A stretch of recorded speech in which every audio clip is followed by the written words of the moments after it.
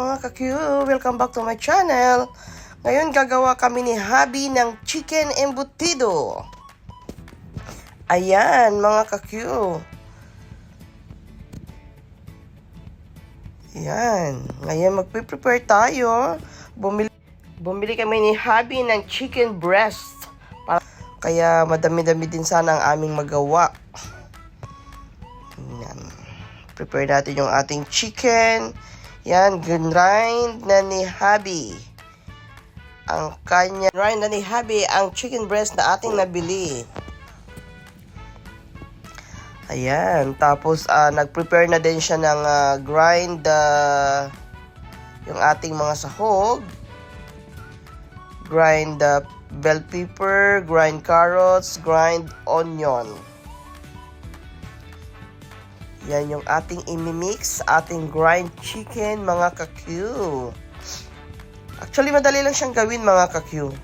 Kailangan na natin ng mga pang-sahog yan. Meron tayong raisins, relish pickles, para medyo matamis-tamis, mamasitas, paminta, asin. Yan. So, ngayon, imimix na natin sa ating chicken embutido. Yan, nilagyan ni Habi ng konting timpla. Minix niya na lahat with 3 pieces egg. Mga ka-Q. Yan.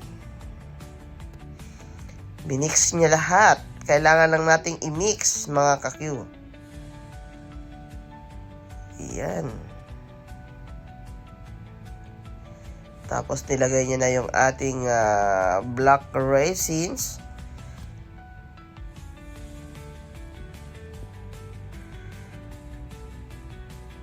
Yan. Mix lang. Tapos, nilagyan niya din ng breadcrumbs. Actually, yung ibang nilalagay nila ay all-purpose flour. Pero para mas masarap, ang nilagay ni Habi ay breadcrumbs. Tapos, lagyan natin ng konting mantika. Ayan. Tapos, hinaluan niya din ng cheese para mas yummy, mas masarap pa yung lasa. Depende naman sa iyo, mga ka-Q. Yan.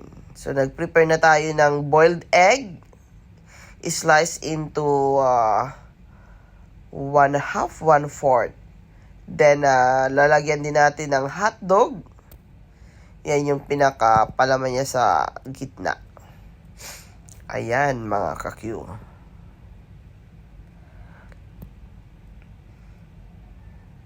Actually, madali lang siyang gawin.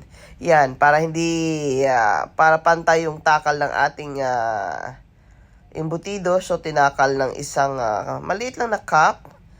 Spread natin sa foil. Tapos, ilagay natin yung palaman. Tapos, i-roll lang ng ganyan. Ayan.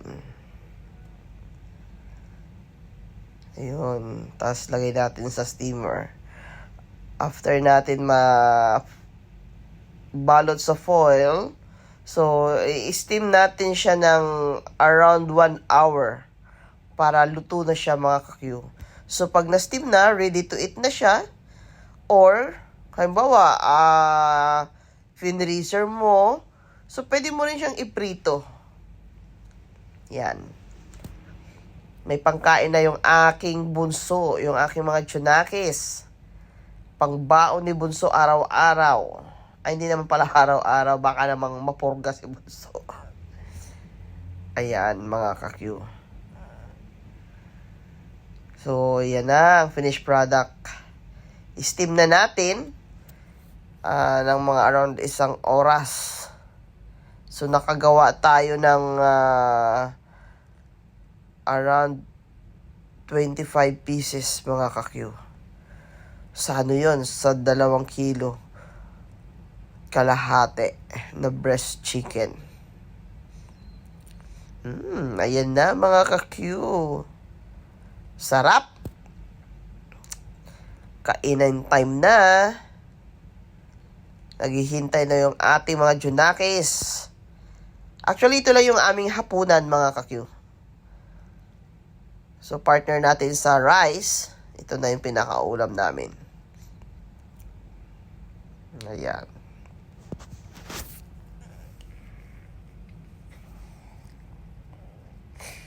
Okay, mga ka-Q. Thank you for watching. Please, watch, like, and share my video. Ayan.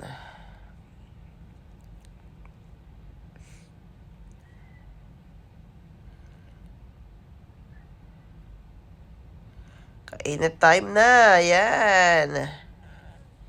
Yummy, yummy. Shout out sa aking mga bagong followers.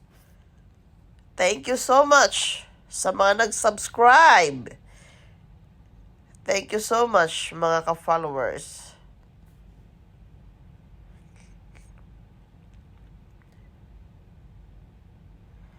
Ayan. Simpleng pagkain lang. Thank you for watching, mga ka-Q. See you tomorrow.